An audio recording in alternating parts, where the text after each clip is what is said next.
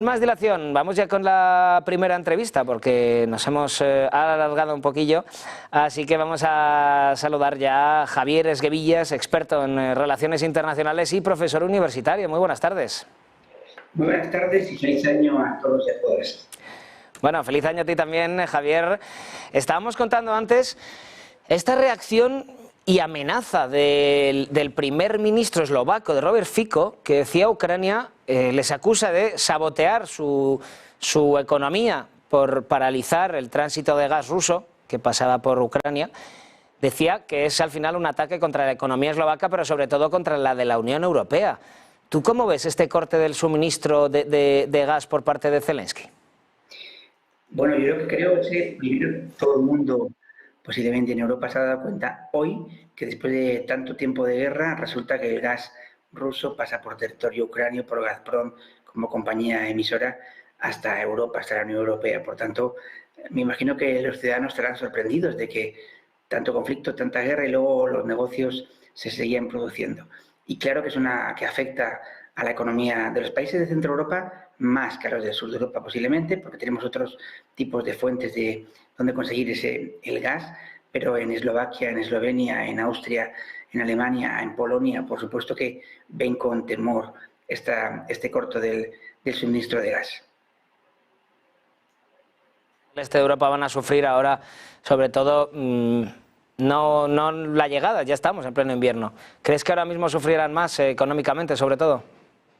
Yo creo que no tanto como que afecte a la economía. Yo creo que las reservas de gas, hemos leído todos, y hay que creerlo, que son suficientes para aguantar el invierno a nivel del consumo que en Europa tenemos del mismo. No creo que sea tanto un peligro a corto plazo, sino que es más bien lo que representa para medio y largo plazo. Sorpresa que un aliado como Ucrania, donde la Unión Europea ha puesto encima de la mesa tanto apoyo económico, político al régimen de Ucrania en su guerra contra Rusia, de repente se encuentra con una noticia que llega al bolsillo, o al menos al temor del bolsillo de todos los ciudadanos, porque gas todos utilizan y, por tanto, opiniones sobre geopolítica puede haber muchas, pero opiniones sobre lo que tú consumes en casa o en el coche, porque muchas veces, a veces es más importante que te digan cuánto pagas por el precio de la gasolina o del gas en tu casa, y te hace, digamos, darte cuenta de la situación internacional más que inmensas números de noticias que son mucho más importantes. Y eso sí que estamos viendo un ataque un ataque por claramente una consecuencia en el bolsillo de los europeos.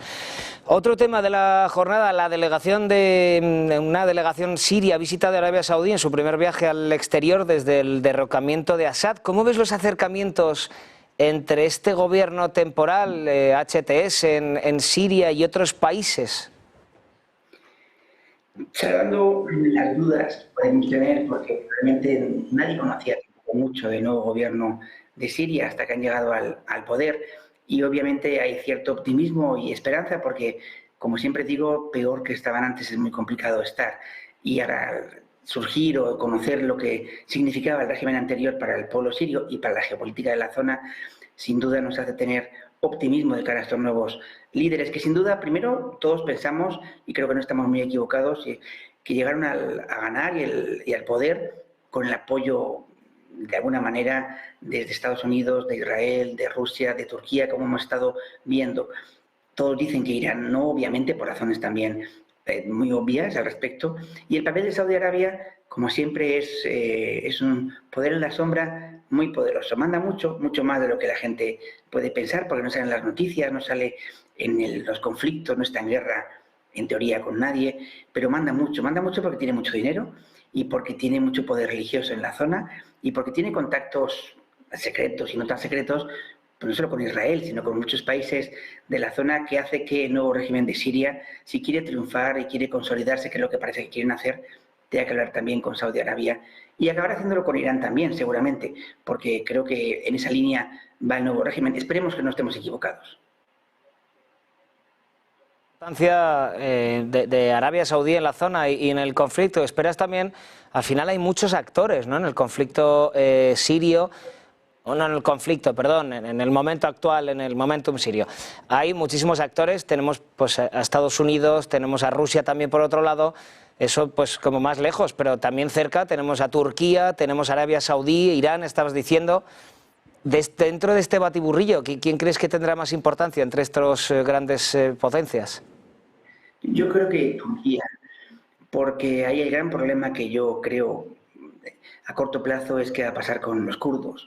Los kurdos es un pueblo, recuerden todos, que es un pueblo que tiene todo el derecho a autodeterminarse, como otros pueblos en el campo de derecho internacional en el mundo actual, y sin embargo no lo han hecho, no lo han podido hacer porque es un pueblo que comparte territorio en diferentes países de la zona.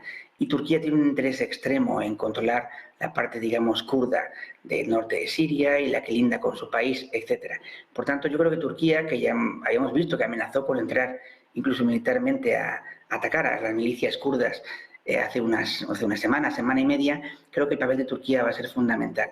Y veremos si Erdogan y Turquía hace un papel solidario y de ayudar a poner en marcha un nuevo régimen en Siria, que es la otra gran duda, porque normalmente cuando hablamos todos de qué va a pasar en un país árabe cuando llega de repente una revolución o una victoria de un grupo determinado, la palabra es, pueden ser democráticos, y siempre después de las famosas revoluciones de la primavera democráticas en el mundo árabe, donde hubo algunas exitosas y otras no tanto, hay esa duda de si en un país árabe puede existir el concepto de democracia y de libertades ligado a regímenes religiosos de la índole que hay en estos países o grupos religiosos. Y yo soy optimista, yo creo que sí. Y creo que Siria puede ser, ojalá, y no me equivoque, puede ser el experimento de que por fin veamos un país árabe con múltiples grupos religiosos muy diversos que consigan lograr un régimen democrático y plural. Espero verlo, no sé si en 4 años, como ha dicho el nuevo líder sirio, espero que antes, pero sobre todo espero verlo.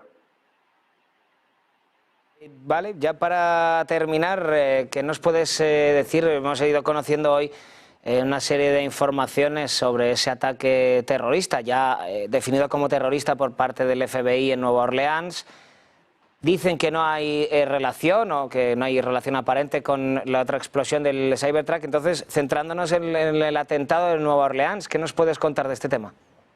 Bueno, yo creo que la única lectura que podemos tener a bote pronto es que cuando entre algo como presidente Donald Trump y toda la gente que le rodea, tienen que entender que para que Estados Unidos sea otra vez un país poderoso y en calma, tienen que unirse todas las facciones, en este caso, que hay en el país. Como ellos pretendan que su mitad de país se imponga a la otra mitad y no entienda que tienen que consensuar, que colaborar, va a tener muchos problemas internos y externos, pero también internos, porque esos 2 atentados que hemos visto en Estados Unidos los últimos días, pues hay que ver quién los ha ejecutado. Gente que, como hace poquito tiempo vimos en Alemania, gente que a priori no son sospechosos de ser potenciales terroristas y ahí estaban, ¿no? Yo creo que Estados Unidos necesita unirse, que todos sus agentes de información, que todas sus agencias policiales, que todos los estados colaboren en un fin común, que es hacer un estado pues que sea lo más sólido y estable y pacífico posible, porque si llegan con esa intención en la nueva administración de Donald Trump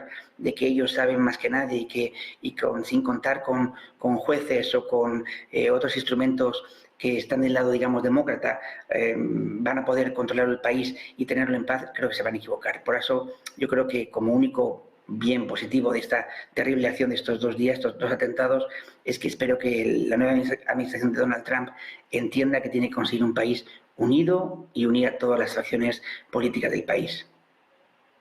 Con esto nos vamos a quedar. Javier Esguevillas, profesor experto en relaciones internacionales y profesor universitario. Muchísimas gracias y feliz año de nuevo. A vosotros, cuidado mucho y feliz año.